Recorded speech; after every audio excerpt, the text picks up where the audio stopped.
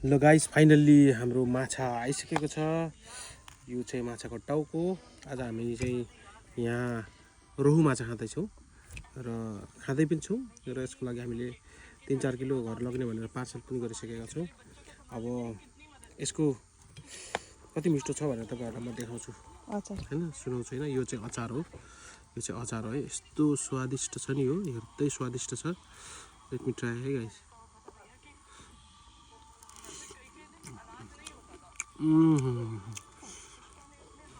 Super, एकदम मिठो। चटनी झन् दामी।